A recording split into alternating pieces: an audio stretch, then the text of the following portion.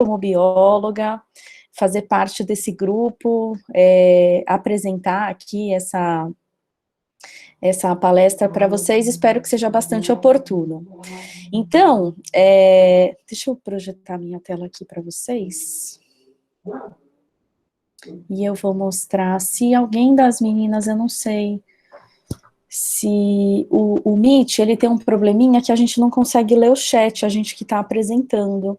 Então, se tiver alguma pergunta e alguém quiser interromper, se alguém puder ler para mim, né, e me falar as perguntinhas, eu agradeço, porque às vezes...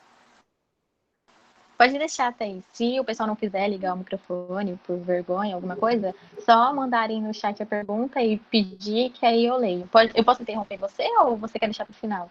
O tempo todo, pode interromper o tempo todo, porque às vezes eu acho que é super pertinente, né? Às vezes tem alguma pergunta aí que vocês queiram fazer, e deixa eu só falar como é que está estruturada, né? Então, eu coloquei um pouquinho para a gente conhecer o ambiente antártico, um pouquinho das espécies, tem bastante dado, tá, gente, para mostrar para vocês. E algumas perguntas, assim, de curiosidade, por exemplo, como é o dia a dia na Antártica, como é viver lá, vocês conseguem ver isso praticamente na televisão, lá parece um Big Brother, né, um lugar extremamente fechado, confinado, e essas partes aí de curiosidades da vivência lá, ficou um pouquinho mais para o final, tá? Mas aí, eu vou mostrar aqui para vocês. E aí, qualquer problema, podem interromper, não me incomoda de jeito nenhum. Vou tentar fazer uma gestão do tempo aqui, até porque muitos têm atividade aí mais para frente. Mas fiquem à vontade para me interromper, tá? Bom, então, eu sou... Ai, deixa eu só fechar minhas notificações aqui também. Eu sou bióloga de formação, eu tive uma experiência, ontem até estava dando aula, gente, na São Judas, uma aluna falou para mim, será que eu preciso buscar as coisas que eu quero para minha profissão, para minha carreira agora, durante a graduação? E eu até falei para ela, tudo isso que aconteceu comigo foi depois da minha graduação. Nem sempre a gente tem todas as oportunidades, e a gente precisa estudar, né? Vocês precisam estudar, quem está na graduação precisa focar aí na sua formação, e a formação de um graduado, pelo Ministério de Educação, ela é uma formação generalista, então ninguém sai, perguntaram para mim, Thaís, você é bióloga marinha? Não sou bióloga marinha, dentro da nossa área, da nossa profissão, você faz especializações, mestrado, doutorado, ou cursos depois, e a gente, claro, se especializa dentro de um tema, dentro de uma grande área, mas a gente não tem esse título, né? O graduado, ele é um profissional generalista. Então, nós estamos... E o biólogo, então, gente, tem biólogo trabalhando em tudo que é empresa, né? Eu vejo como uma profissão muito grande. Não sei se muitas pessoas aqui não são biólogas, mas... o biólogo é um profissional multi, né? Ele tem uma vivência, ele tem que saber um pouquinho de física, um pouquinho de química, porque a gente não vive num planeta só formado por vida, todos os fatores externos interferem na vida, né? E a Antártica, ela é um continente, né? Ela é diferente aí do que a gente tem, por exemplo, no Ártico. O Ártico é só água congelada, né? Na Antártica não, tem solo, tem rocha e tem o gelo em cima, né? Então é um ambiente aí muito rico e muito propício para estudo de várias áreas. Então, essa foto aqui fui eu que tirei, essa é uma baleia jubarte. Ela esteve presente ali na última vez que eu fui para o Antártico, eu estive 3 vezes no continente antártico, em 2006, em 2007 e em 2008. Ainda participei junto de alguns projetos, mas a gente teve um incêndio grande lá na estação, que destruiu toda a estação brasileira, e que agora já está recuperada, já foi reconstruída, né? Posso contar um pouquinho disso para vocês também mais para frente, mas vou falar um pouquinho sobre fauna, flora e atualidades, tá? Então, se a gente olhar a Antártica, ela é no Polo Sul, né? Ela tem rocha por baixo, então ela é um continente, tá? Ela tem ali um continente coberto de gelo por cima. E ela tem algumas penínsulas, né, onde a estação brasileira fica, onde a gente faz pesquisa, nesse braço aqui, que fica bem próximo da América do Sul, ok? Do limite extremo aí da América do Sul. Parece longe, mas é pertinho. Daqui para cá dá um pouquinho menos de 3 horas de voo, tá? De voo numa aeronave lenta, que é um Hércules, eu vou mostrar para vocês. Um Hércules C-130, essa aeronave de guerra, tá? Super desconfortável. Quem vai para a Antártica sofre, gente. Ai, que legal, você foi para a Antártica. A gente sofre também, né? Porque é um continente aí que não tem conforto, né? Não é para quem está buscando conforto. Claro que tem formas de conforto também, dá para ir com cruzeiro, etc. Ok? Mas a gente que vai para pesquisa, para desenvolvimento, a gente, do nosso país, a gente lida com situações muito adversas, até porque não estamos habituados com frio, com gelo, com neve, nem andar na neve, né, gente? A gente não está habituado. Enfim, esses pontinhos que vocês estão vendo são diversas estações de pesquisa que tem no Antártico, tá? Em todo o continente antártico. E pontos aí que já foram de chegada do ser humano, tá? Algumas são muito grandes, como essa aqui dos Estados Unidos, McMurdo, é uma estação que moram milhares e milhares de pessoas. Então, tem gente que mora na Antártica, tá? E a estação brasileira, ela fica o ano todo, pelo menos ela tinha 10 brasileiros que moravam lá o ano inteiro, ok? E depois trocam, né? Equipes que se revezam.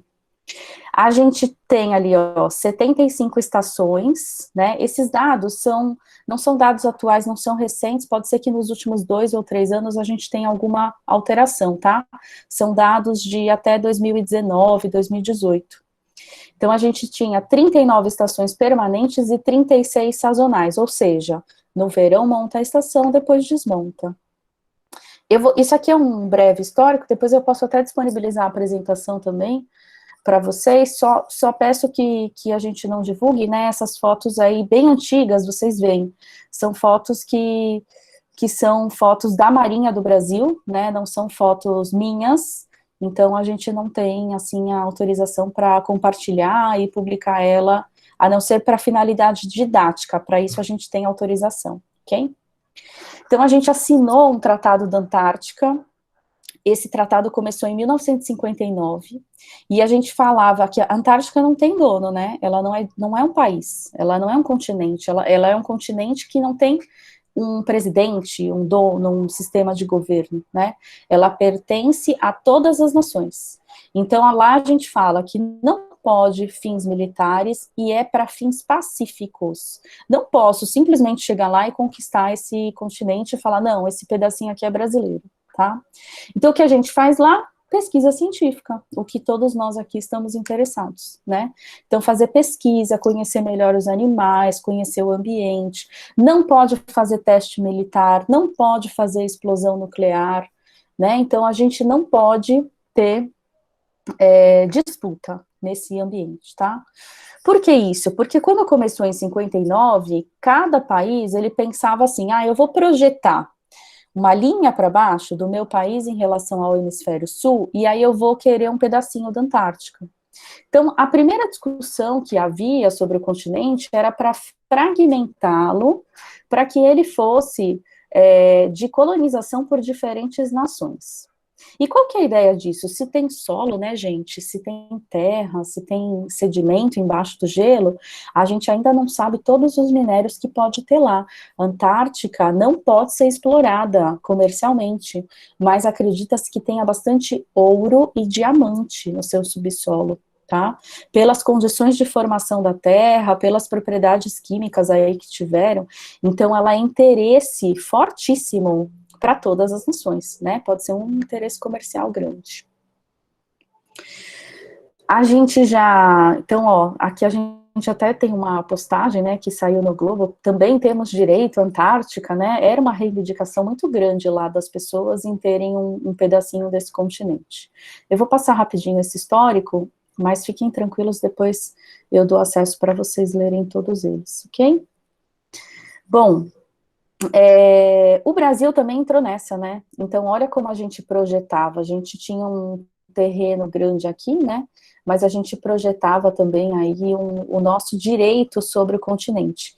E aí a península que eu falei para vocês, né, ó, o braço da Antártica, que é próximo da América do Sul, esse era uma projeção aí, tratado que a gente, se fosse realmente fazer essa projeção para cada país ter direito à exploração, esse aqui seria, digamos, o nosso pedacinho.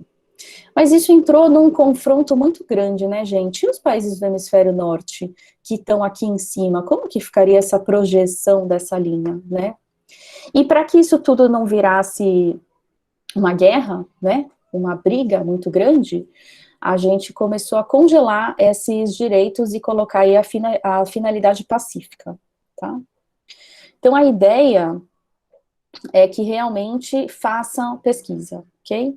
Alguns países começaram a levar pessoas para morar na Antártica, lá tem hospital, lá nascem crianças, né? Teve vários países que falaram, vamos levar casais jovens que queiram ficar lá para ter filhos. Se vocês tirarem passaporte, vocês podem até olhar, quando você tira passaporte, tem lá no finalzinho escrito, nacionalidade, você pode escolher Antártica, tá? No teu passaporte, se você tiver um filho na Antártica, né?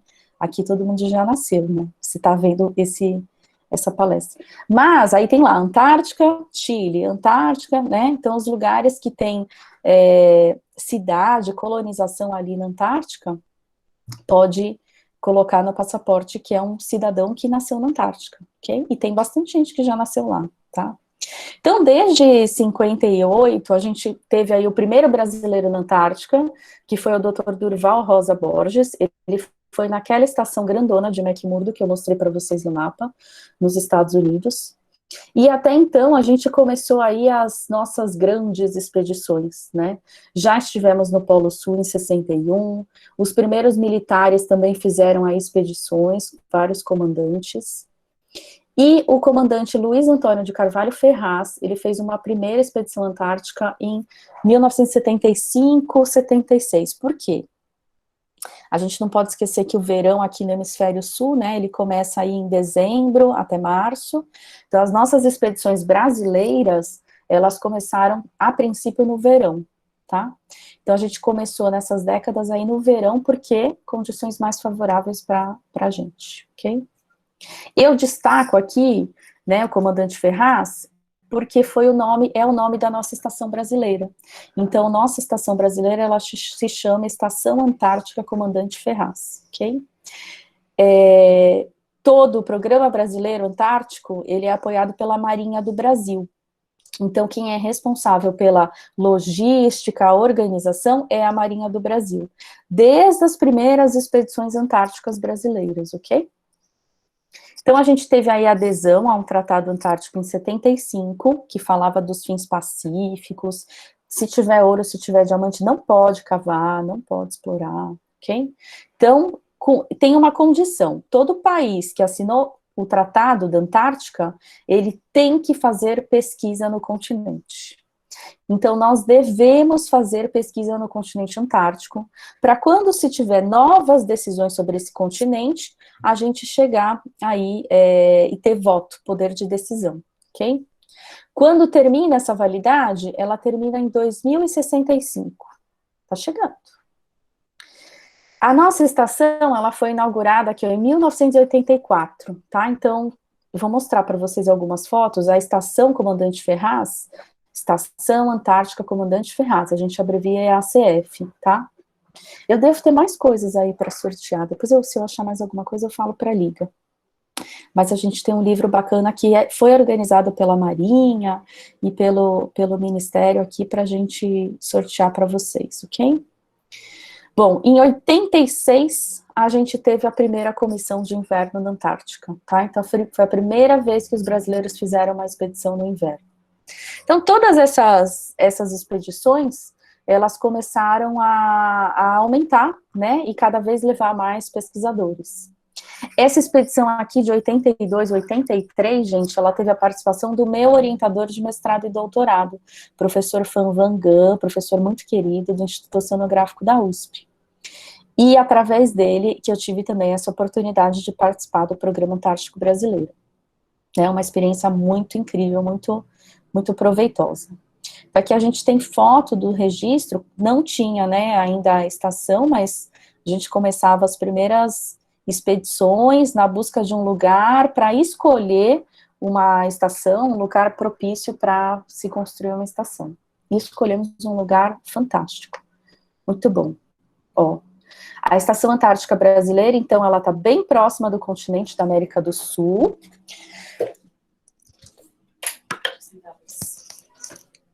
Bem na divisa com o limite, né, com o final do Chile, da Argentina, aqui na base da América do Sul.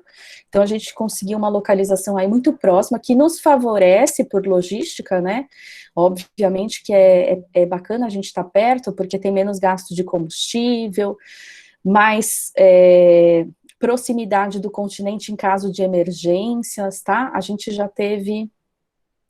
Ai, eu esqueci o número correto agora até, mas a gente teve 2 óbitos recentes e 3 óbitos mais antigos, mas foram apenas 2 óbitos por acidente, né, de fato.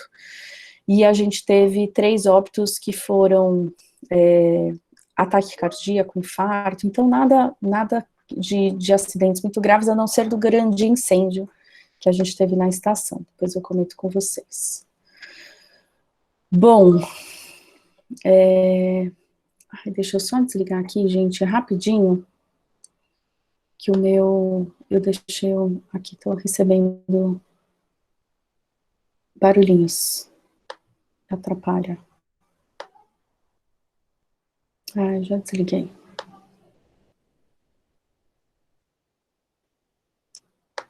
Bom, então a gente teve várias expedições e aí começamos a realmente implementar aí a estação, né? Não é fácil implementar uma estação num ambiente onde não tem nada, né? Não tem energia elétrica, a gente teve que buscar um acesso à água, né? Então, nessa península, aqui a gente vê onde fica a estação Comandante Ferraz. Então, dentro dessa península, né, a gente tem a Ilha Rei Jorge, e a Ilha Rei Jorge, virada de costas para o Oceano Aberto, ela tem uma entrada, que é a Baía do Almirantado, tá? Então, essa parte foi o local escolhido para colocar a Estação Antártica Brasileira. Aqui vocês veem o telhado, lojinha da estação, tá? Então, reparem como ela tá extremamente bem abrigada, tá? Além de estar protegido, aqui é uma piscina, gente, ó, não tem onda nenhuma, você vê que o mar tá lisinho, lisinho.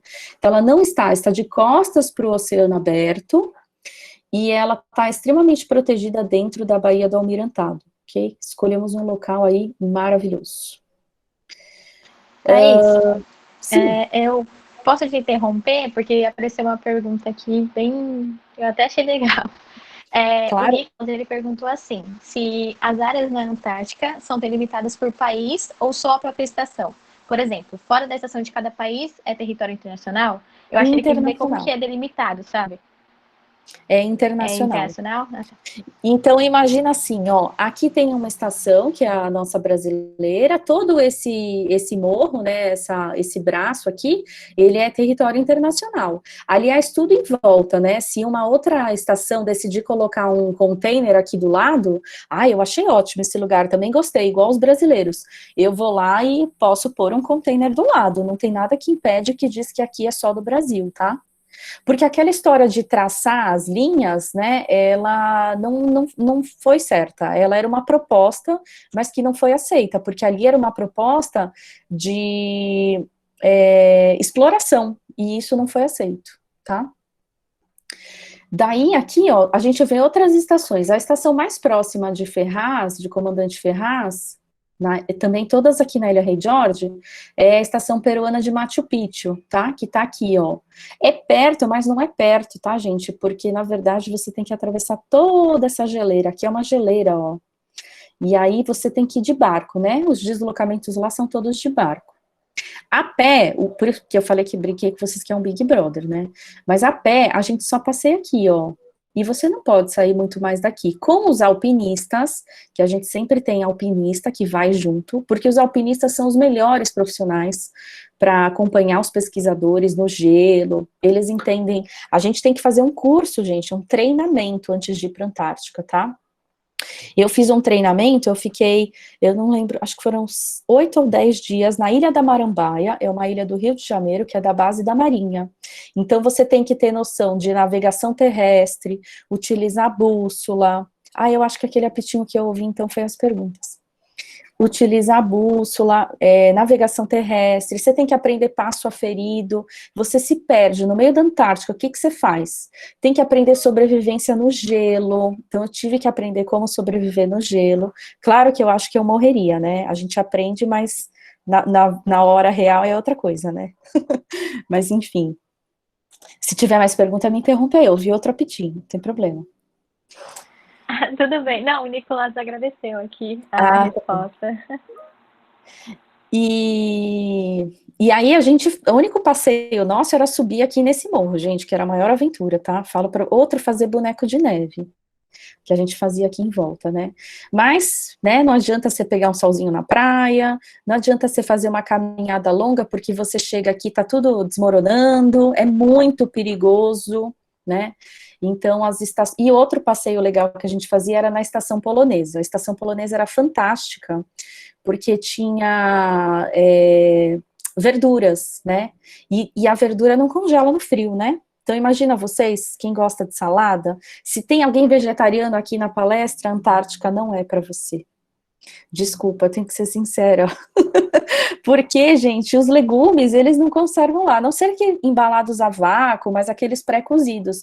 Mas verdura mesmo, alface, não tinha, tinha só na estação polonesa de Artowski. Eles tinham licença para poder fazer o cultivo dessas plantas, né?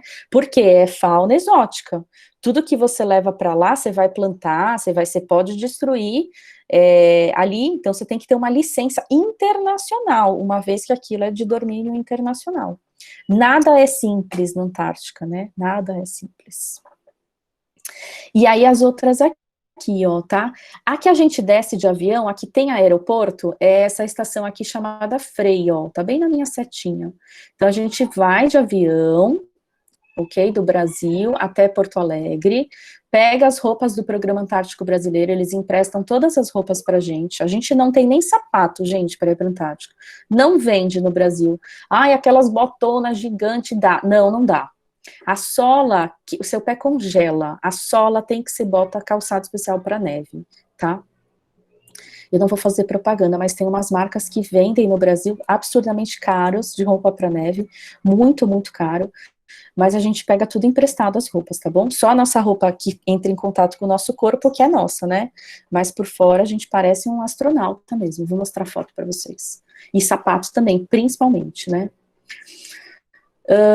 A gente desce de avião aqui em Frei, ó, e depois pega um navio, e aí o navio brasileiro, da Marinha do Brasil, leva a gente até Ferraz. São 3 horas de navio aqui, tá? Também para chegar em Ferraz. E aí nos botinhos, quando a gente fica lá bastante tempo, a gente pode ir até Artovski, até Machu Picchu. Eu fui 3 vezes para lá, né? Na primeira vez eu fiquei 20 dias, depois 30 dias e depois 50 dias seguidos, ok? Não dá para ficar indo e voltando, né? Não dá para, ai, tô com saudade, não dá, né? E é verão no Brasil, né? Detalhe. Lá tá todo mundo. Essa roupa é bem antiga, né? Essas fotos aqui são de 84. Os módulos são containers, tá? Os mesmos containers que vocês veem em cima de caminhões, corta-se um pedaço, faz janelinha, coloca o telhado, e os primeiros módulos foram construídos assim, né? Então, antigamente, para você sair do quarto para a cozinha, você tinha que ir para a neve, né? No meio da neve. Cada módulo aí tinha um quarto, cozinha, etc, ok? Esse aqui foi o primeiro inverno, em 1986, tá? E aí a gente foi tendo cada vez mais uma ampliação, tá? No final, a estação já chegou aí a uma capacidade muito grande, ok? Então aqui a gente vê o incêndio que aconteceu em 2012, infelizmente levou à morte do Tenente Santos e do Tenente Carlos Alberto, que vocês veem, nossos guerreiros da Marinha, que tentaram salvar a Estação Antártica Brasileira. E a estação já estava gigante, né, já abrigava aí capacidade para mais de 70 pessoas, ok? Com conforto interno, etc. aí a gente começa aí depois a construção dos novos módulos, tá? De 2015 a 2020, então veio a reconstrução, toda reestruturada. Então, esse aqui é novo logo aí da Estação Antártica Comandante Ferraz, suspenso, né? Porque isso facilita aí o chão, como eu falei para vocês, é gelado. Colocar o seu pé no chão, seu pé congela, né? Então, se a gente mantém a estação erguida numa estrutura, ela mesma mantém um calor mais fácil, né, lá dentro. E aí, olha, gente, o campo de obra aqui tá lá, né? A nossa estação é padrão, referência internacional de conforto e qualidade, tá? A primeira vez que eu fui para a Antártica não tinha telefone, nenhum internet, era telefone só por satélite. $10 o minuto da ligação, tá? Ligar para a mamãe, nem pensar. Ligar para o namorado, nem pensar. $10 o minuto da ligação. Naquela época, eu não sei quanto que é agora uma ligação por satélite. Ainda tem, embarcação ainda se usa a ligação por satélite, né? Porque não tem, no alto mar, os navios não têm sinal de telefone, né? Na segunda vez que eu fui, já tinha a Oi. A Oi levou um sistema lá de satélite deles, e aí no fim foi assim que eu acabei trocando meu chip por um chip da Oi, porque era o único que pegava lá em Ferraz. Então você podia ligar, não tinha WhatsApp, tá? Da última vez que eu fui, 2008, ainda não tinha WhatsApp, agora já tem, obviamente. Mas internet a gente tinha, computador, e-mail, a gente usava bastante Skype para falar com... Os militares que ficavam lá um ano usavam Skype para falar com a família também, né? E aqui vocês veem toda a reconstrução.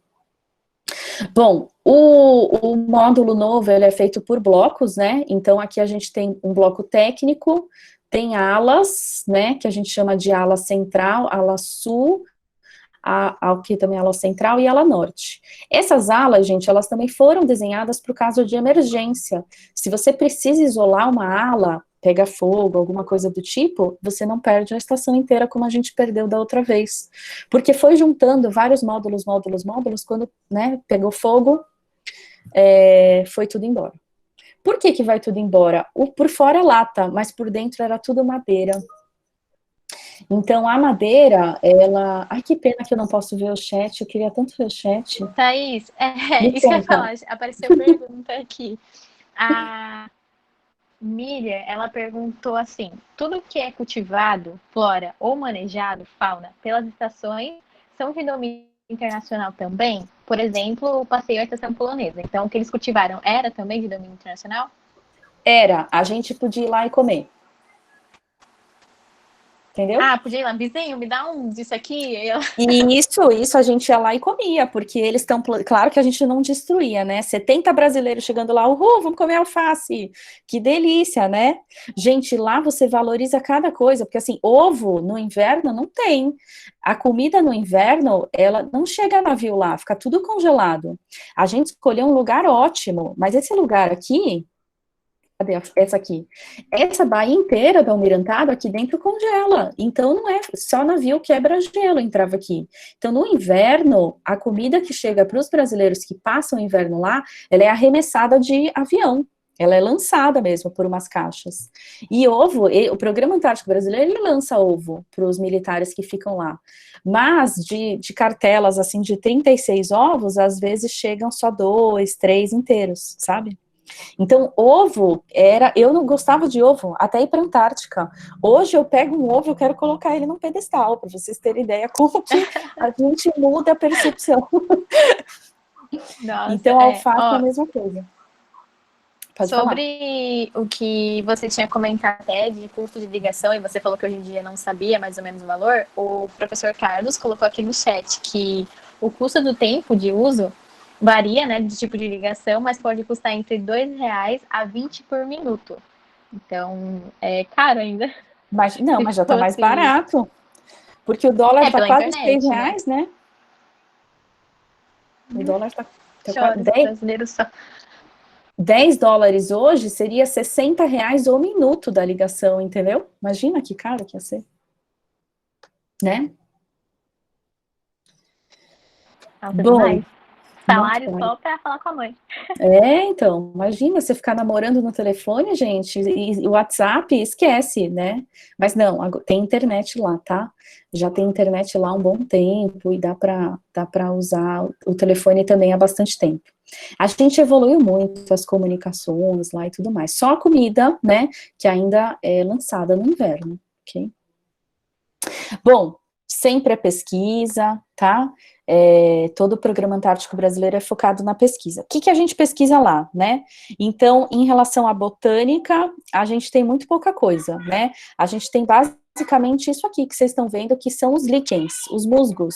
A gente não tem formas vegetais, obviamente é congelado, é muito frio, não tem conífera, não tem, né? Então, a gente vê micro-organismo em excesso, algas, fungos, musgos, e duas espécies de plantas superiores, mas que não passam aí de 20 centímetros, tá? E pequenos invertebrados. No mar, a gente já vê organismos com gigantismo, né? Isso é propriedade de organismo antártico.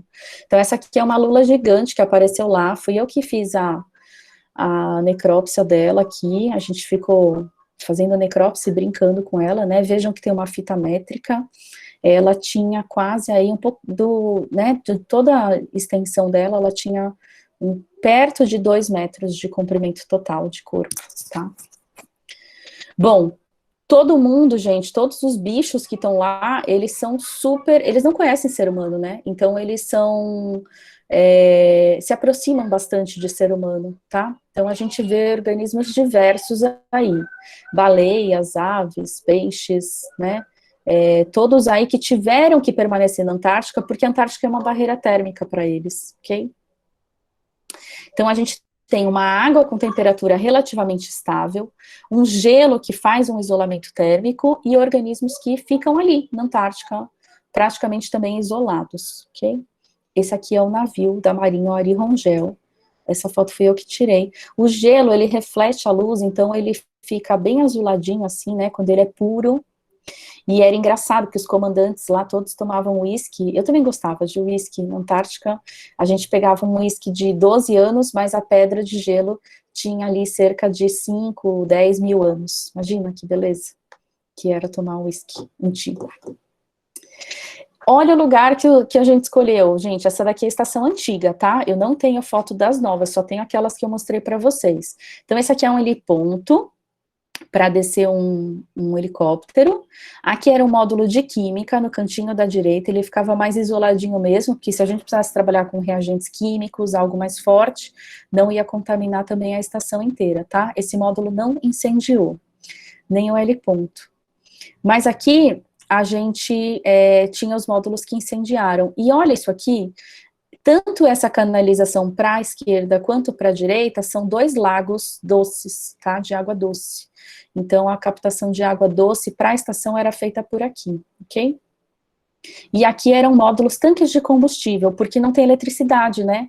Então, é gerador movido a diesel. Foi justamente o gerador movido a diesel que deu problema e causou incêndio na estação, tá? Mas a gente fala lá que na Antártica temos o domínio terrestre, lacustre e marinho. É pedra, gente. Tem praia de areia, isso aqui tudo é gelo, tá? Essa bordinha que vocês estão vendo é gelo. Tem terra, praia arenosa na Antártica? Não. Quando derrete o gelo, o sedimento fino, ele é carregado para dentro da água. Então, para andar, não é terra, é pedra, tá? Então, a gente fala aí que tem os 3 ambientes, terrestre, lacustre e marinho. Essa apresentação, gente, ela é gigante. Eu vou até dar uma passadinha aí, senão a gente não termina hoje. E todo mundo tem aula, né? Daqui a pouco. Enfim, a gente vê muito micro-organismo. Essa daqui é uma cianobactéria encontrada no Lago Vostok. Aqui está a localização do Lago Vostok para vocês. A gente tem muitas arqueias, muitas bactérias, muitos fungos, muitos vírus, muitos micro-organismos que habitam lá, tá? Essa aqui é a foto de uma macroalga, ela é bem avermelhada, muito comum lá na Antártica, tá? E essa outra é uma macroalga verdinha aqui embaixo, tá? Então a gente tem algumas macroalgas aí bem características na praia. Essa aqui é a mais comum, é a Prasiola crispa, né? Também é água de ambiente gelado, só tem na Antártica, ok? Espécie endêmica de lá. Os musgos, né, e é o que mais tem, tão frequente aí quanto líquens, a gente vê em tufos, e é o que mais tem lá. Não pode pisar em cima, né? Eles são preservados, são patrimônio internacional, ok? E aqui a gente tem as únicas plantas com flores, né? O Descampus antártica, que é uma gramínea, essa daqui, e o Colabanthus quitensis, né? Que é uma cariofilácea, e são o único colorido que a gente vê na paisagem da Antártica. Essas vegetações, elas resistem ao gelo do inverno e para brotar depois no verão, como vocês estão vendo aqui na foto. Olha que não tem terra em volta, é só pedra, tá? O crio, né, o crustáceo aí mais famoso, o crio a gente vê na beirada da praia aos milhares, milhares e milhares, tá? Então, também não pode trazer essas coisinhas, viu? Nem pedra. Quem vai para a Antártica não pode trazer pedra, não pode trazer organismo, não pode trazer alga, pode trazer nada, porque você está trazendo fauna exótica, né? Assim como a gente vai nos lugares e não é para trazer nada, é para trazer só fotos, é o que a gente traz de lá, ok? Então, o crio aí, ele tem um ciclo anual, vive cerca de 3 anos, eu não vou entrar em detalhes da biologia dele aqui, até pelo nosso tempo. Mas a grande importância ecológica é porque ele é a base da cadeia aí dos grandes mamíferos, especialmente aqui a baleia jubarte se alimentando com a bocona aberta, ok? Existem outros, né, invertebrados, a gente fala que eles têm gigantismo, então aqui vocês estão vendo animais grandes aí, né, estrelas capturadas aí, tem várias estrelas, crustáceos, ouriços, nemertinos, diversos organismos aí que apresentam muito gigantismo.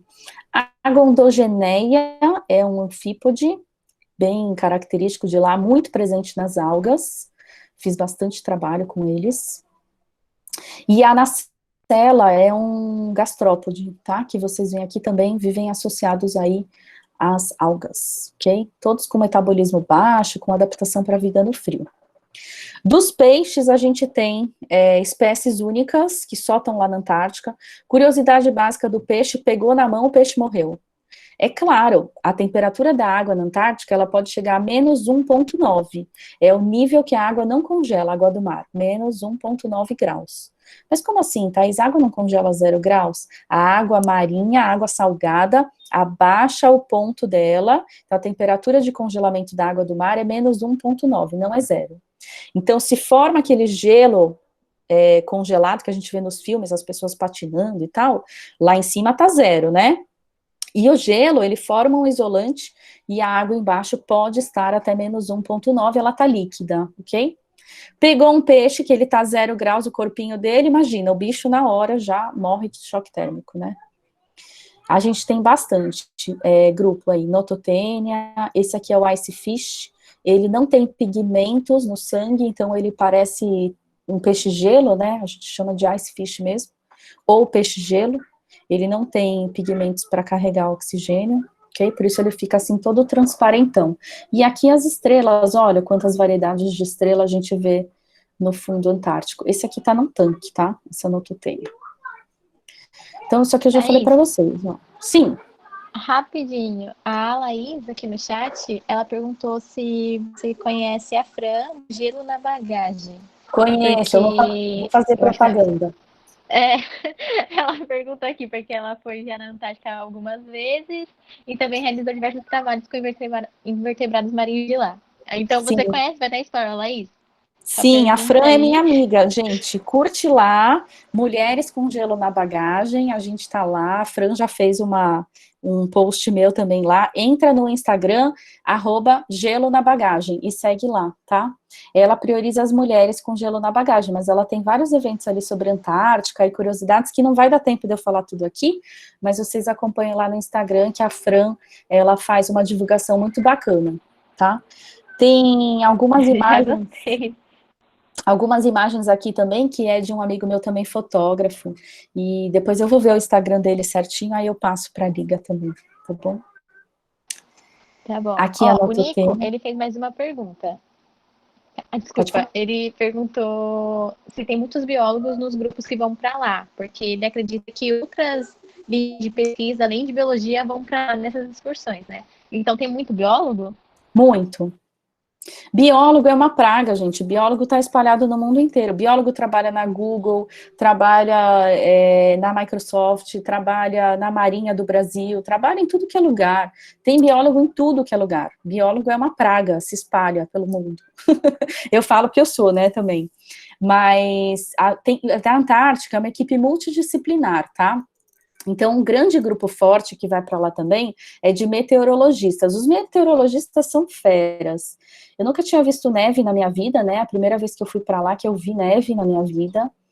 E os meteorologistas, eles têm uma precisão, gente, a seriedade do INPE, o Instituto Nacional de Pesquisas Espaciais, é gigante. A meteorologista que estava lá, depois eu até chamei ela para dar aula na São Judas junto, porque ela era fantástica, ela olhava e falava assim, amanhã, por que a gente precisa de meteorologia? Você vai sair para pescar. Eu ia pescar os peixes e os anfípodas. Então ela falava assim, ela precisava falar para a gente qual a hora que ia ter uma tempestade.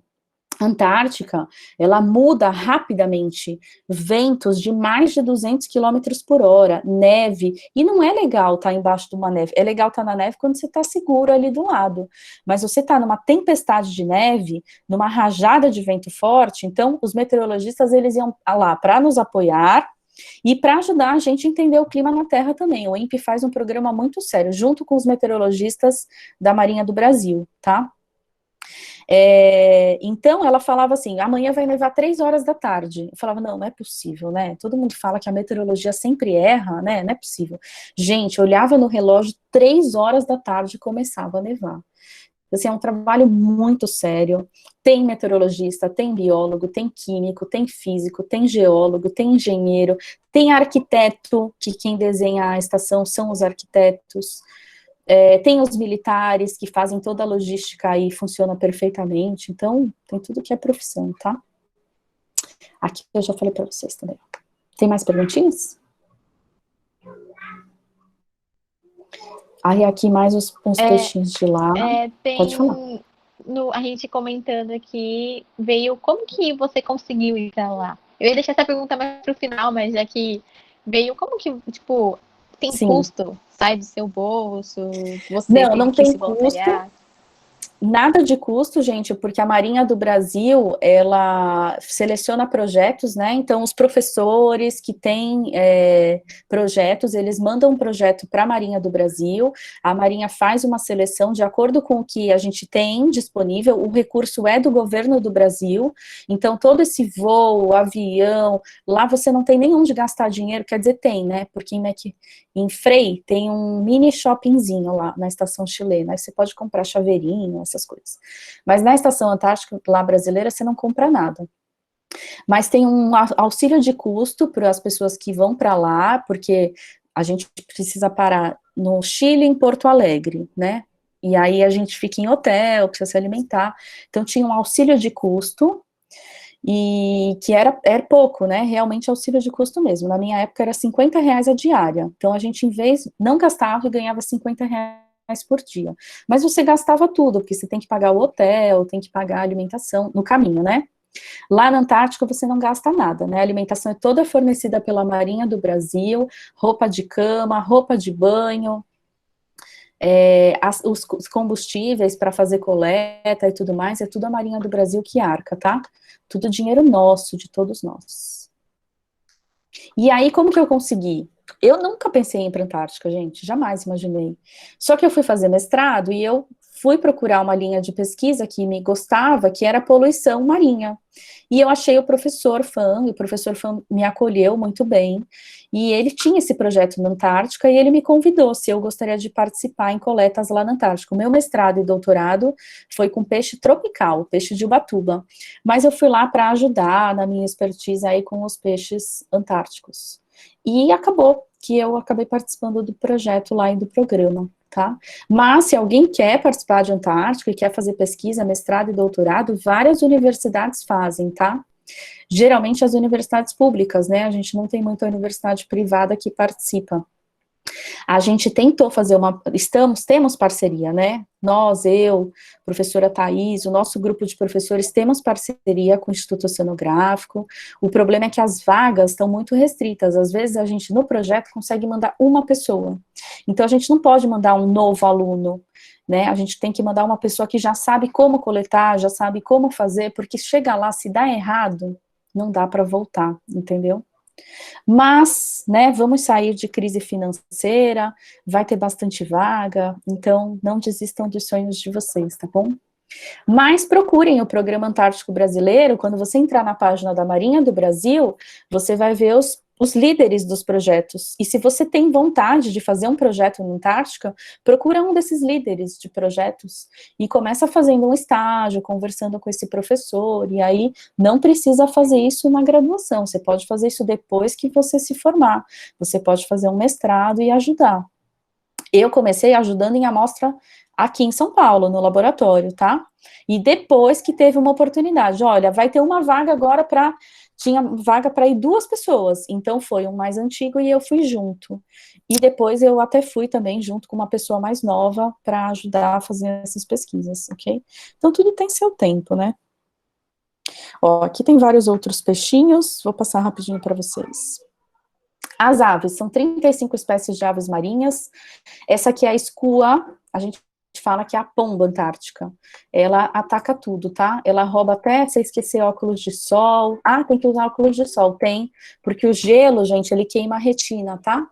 Então, óculos de sol bom, tem que ser bom pro gelo, para filtrar a radiação ultravioleta, ok? E os pinguins, né? A gente vê aí, ai, desculpa, passei sem querer, vários grupos de pinguins.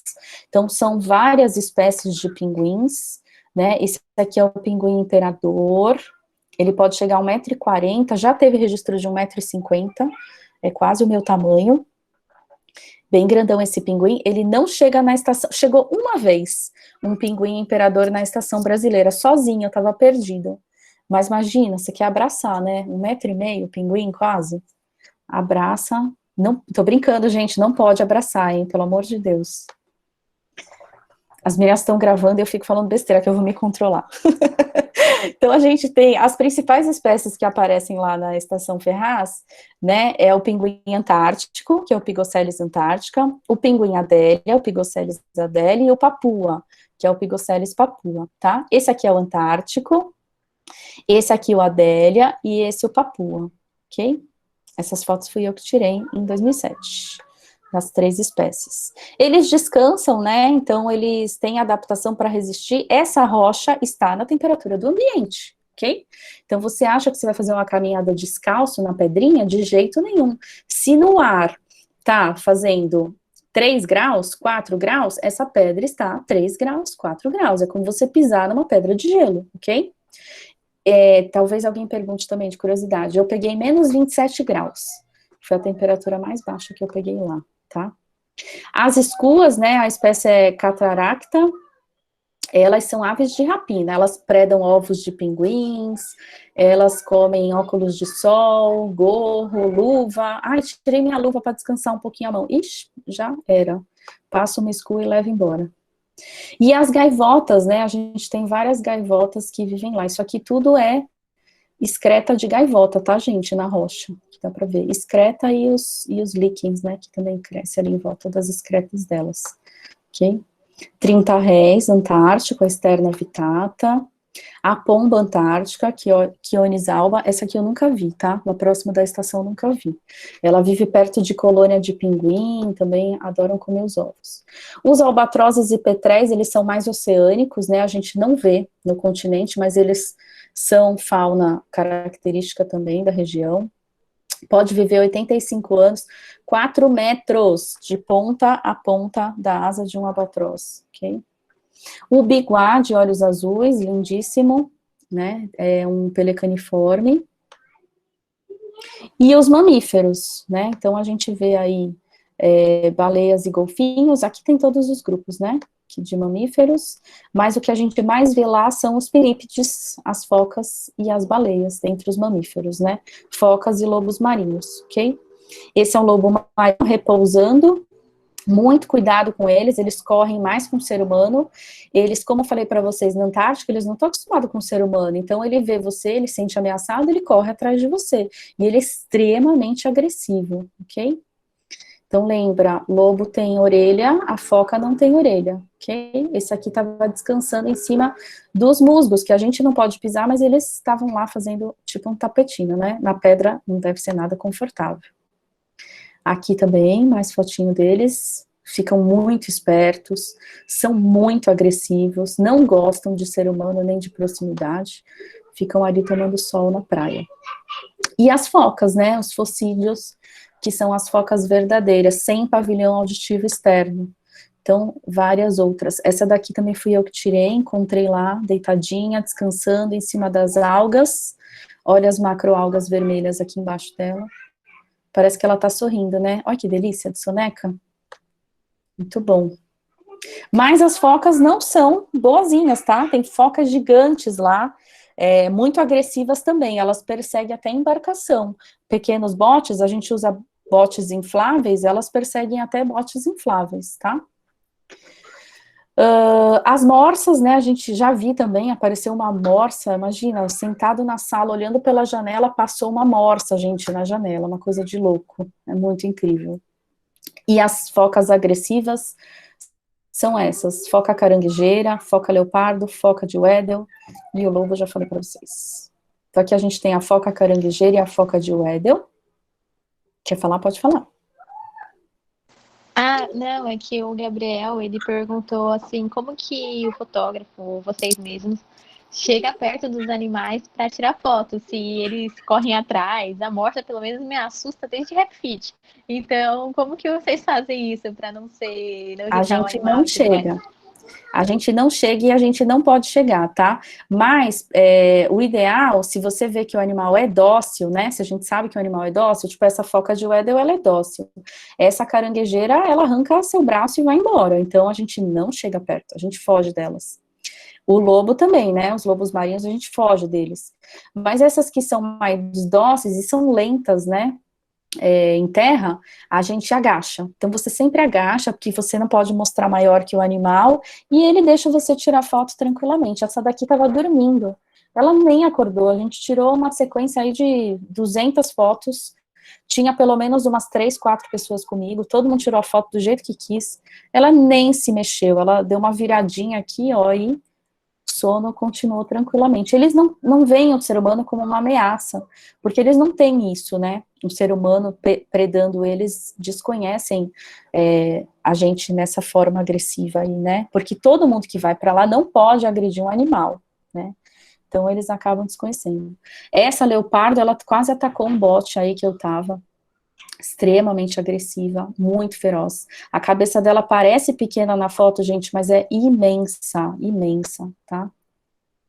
E os cetáceos, né? A gente tem várias aí. Essa aqui é a baleia bicuda, várias espécies de baleias. Nunca vi orca na Antártica, apesar de ser o ambiente delas. Que mais? Essa foto fui eu que tirei, então todas essas são de jubarte.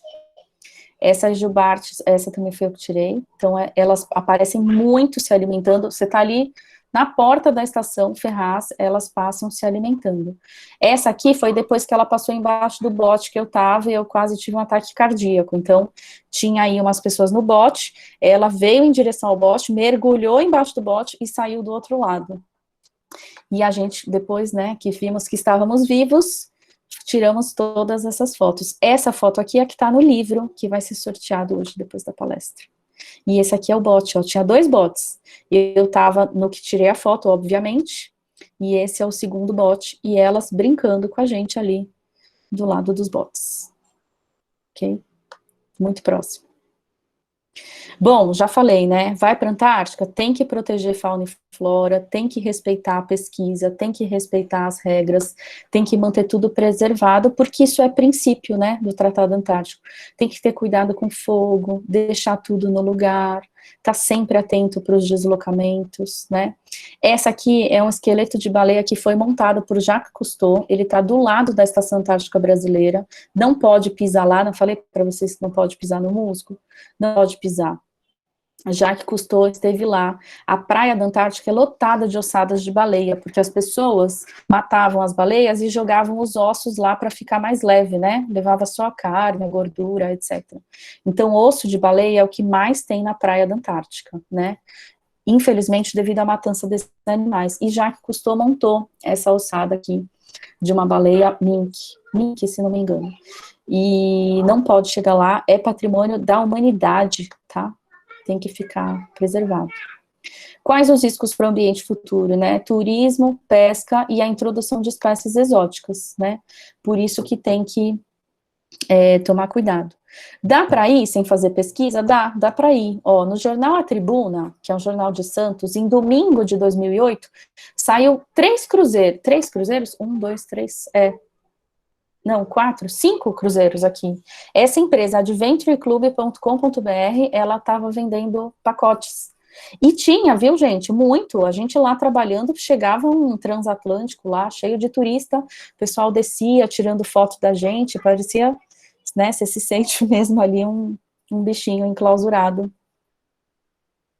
em cruzeiros de luxo, e que não são tão caros, né, a gente vê que as pessoas que iam, hoje o dólar tá caríssimo, né, mas tinha pacote aqui, ó, de 4 mil dólares, né, 4 mil dólares, quando o dólar tava 1 para 1, era 4 mil reais, quando o dólar, né, agora o dólar tá 6, né, vai ser 24 mil reais, mas se é o sonho de alguém que quer ir para a Antártica, a gente via que a maioria das pessoas que estavam lá não eram milionários, eram pessoas que gostam da natureza, que têm paixão pela natureza, que querem conhecer um ambiente diferente, e pagavam por esses tipos de cruzeiros, tá?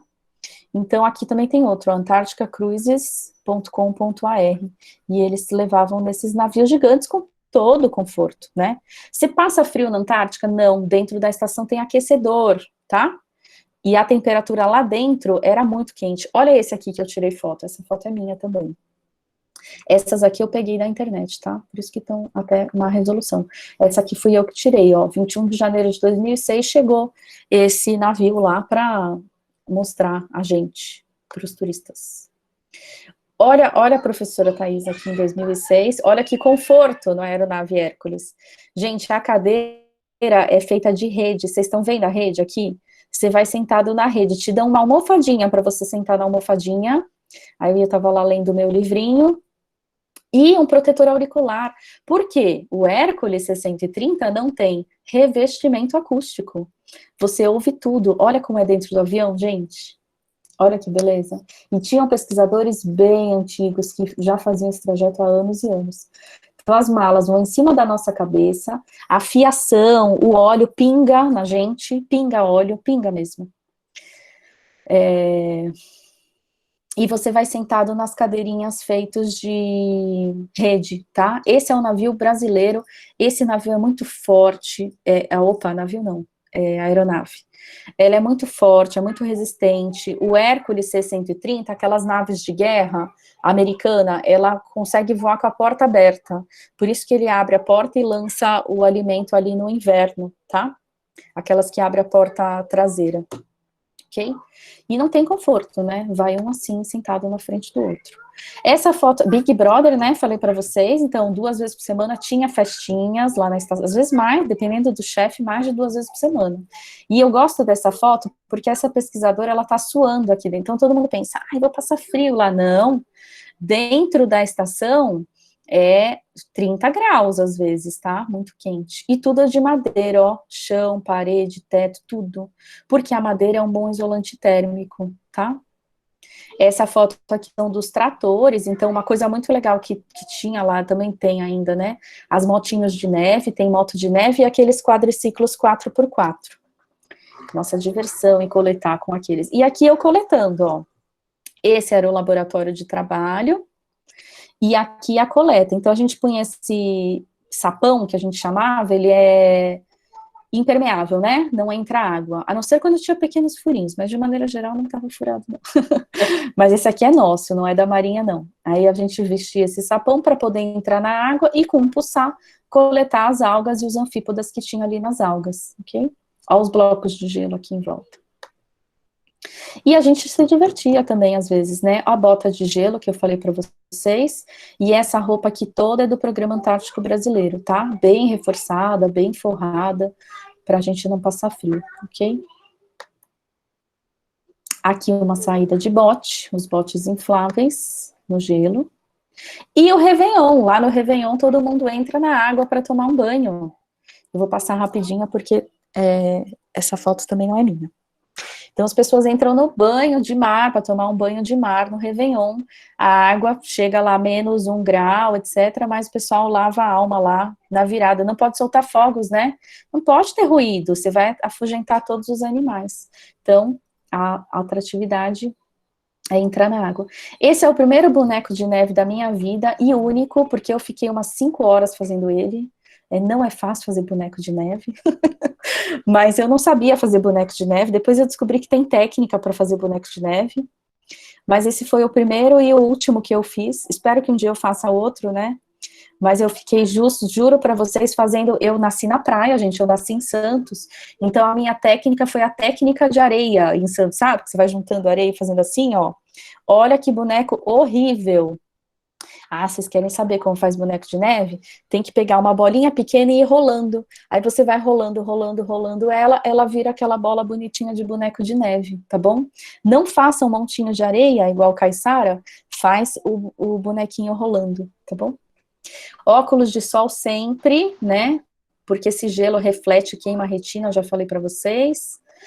E aqui era dentro do navio que levava a gente, ó, também super confortável, com televisão, DVD, home theater, som estéreo, né? Nos navios da Marinha e toda a logística do governo brasileiro traziam, apesar do confinamento, bastante conforto aí para as pessoas, ok? E consegui cumprir o tempo. Eu passei 5 minutos. Alguém quer fazer mais alguma pergunta? Galera, podem soltar aí no chat. A mão Agora você botou congela. no chat? Laís, olha que engraçado. Para respirar, a gente pinga. Parece que você tá. Se vocês nunca tiveram a oportunidade de ir para um país extremamente frio, né? Nesses dias, não menos 27 graus, menos 27 graus, você já não sente nada. Depois de zero, é quase tudo igual. Então, o nariz pinga, porque o ar condensa, o ar gelado, quando ele chega na tua narina tá quente. Então, aquele ar, ele vira líquido, ele condensa e ele começa a gotejar. E você tá andando, o teu nariz tá pingando, parece que você tá, né, assim, caindo mesmo, mas não é o ar que condensa ali, tá? Essa história dos pinguins, olha só, não sei como é que é, Laura, como é que você chegou nessa história? Na primeira vez que eu tava lá, eu sentei, né, para tirar foto, falei para vocês, como é que você não afugenta os pinguins? Senta e fica mais baixo que eles, né? A Patrícia tá aí, Patrícia.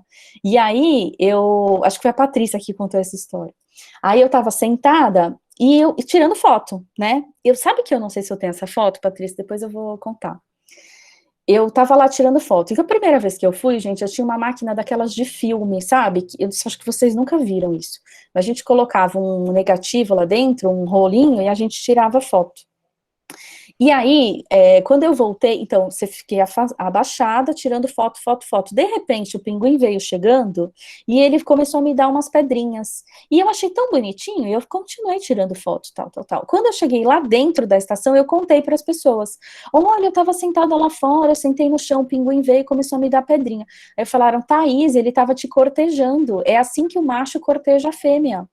E eu não sabia que aquilo era um ritual de corte dos pinguins. Eu fiquei emocionada. Depois falei, ai, que lindo, o pinguim estava me cortejando. E o que aconteceu com essas fotos minhas? Eu sou muito organizada. Aí eu comprei um daqueles álbuns que você encaixa a foto e no final encaixa os negativos. Naquela época tinha isso. E eu deixava esse álbum no porta-malas do meu carro, porque todo lugar que eu ia, minha família falava, você foi para a Antártica, ai meu Deus, eu quero ver foto. Eu quero ver foto. E naquela época, gente, não tinha foto com celular. Então esse álbum, ficou no porta-malas do meu carro. E aí eu dava aula em Pinheiros, eu deixei o meu carro no metrô e peguei o metrô e fui dar aula. Quando eu voltei, roubaram meu carro. Roubaram todas as fotos da primeira vez que eu fui para a Antártica. Aí eu fiquei super... não, quando eu vi que o carro foi embora, de boa, mas depois que eu lembrei das fotos, eu comecei a chorar na rua. Ai, meu Deus, cadê minhas fotos do carro? Enfim, foi muito triste, mas tudo bem, o pessoal que foi comigo tinha mais foto, e depois eu fui de novo, então eu consegui tirar mais fotos. Mas eu não sei se esse pinguim que me cortejou, se eu tenho foto dele especificamente, porque eu acho que foi as fotos que me roubaram. Uma pena, né, quando eu era assim. Gente, ó, preencham o forms aí. Quem ganhou? Já teve o sorteio? Com certeza, professor Wilson, super meu amigo também, foi meu professor, e todos os professores do IO, conheço todos, aí o Instituto Oceanográfico é muito pequenininho. Pode falar, desculpa. Não, é só para, enquanto você vai conversando, o pessoal ir lá preencher o forms, porque ele vai valer tanto para o certificado quanto para o sorteio. E aí todo mundo preenche, que a gente já faz o sorteio agora mesmo, antes das 7. Gente, nada pode ser coletado lá, tá? Mirinha perguntou aqui, se estiver longe da estação, eu posso coletar? Não pode. Você tem que ter autorização para coleta. Então, você vai junto com... A gente coletava amostra de gordura de baleia, amostra de pinguim, pena de pinguim, né? Mas isso tudo com autorização, tá? Então, tem que ter autorização, passar por um comitê de ética e ter autorização internacional, ok? Conheço a Dani, minha amiga. A Dani foi do mesmo professor orientador. A Dani é mais nova que eu. Ela entrou ali eu terminei o doutorado, ela começou o mestrado dela. Eu que apresentei ela para orientação que ela teve depois para ela entrar no projeto Baleia Jubarte, que foi a Mia, nossa querida amiga Mia também. Todo mundo se conhece, gente. Vocês acham que pesquisador não se conhece? Todo mundo se conhece, a gente é muito unido. Bom, agradeço vocês, eu vou finalizar minha fala. Eu estou à disposição aqui, vou até colocar meu e-mail aqui para vocês. Se alguém quiser saber mais algum detalhe, tiver alguma curiosidade. Vou colocar também o Instagram da Fran, que é Gelo na Bagagem. Vou pedir para vocês curtirem o Instagram, tá bom? E desejo sucesso aí para todo mundo e que todo mundo consiga ter experiências bem bacanas aí como essas também.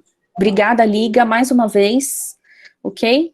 E tem bastante coisa aí para falar, desculpa se foi rápido, mas acho que deu para dar um apanhado geral. Obrigada, gente, obrigada, Carlão, obrigada pelo prestígio de todos. Não, Beijo imagina, grande. Thaís. A gente que agradece, porque sabe que hoje em dia está corrido, você tem suas coisas e disponibilizar tempo para fazer essa palestra, que todo mundo aqui aparentemente amou. Muita gente comentou, pena que você não pôde ver o chat enquanto estava apresentando, porque muita gente comentou, acho que a Laís até sugeriu que você aparecesse mais vezes, porque muita coisa ainda para falar sobre a Antártica, então não dava para resumir só em uma palestra. A gente ficaria super grato, tá? Se você topasse mais algumas palestras, mas a gente que queria agradecer mesmo. Agradecer você e agradecer o pessoal pela presença, tá? Obrigada, gente.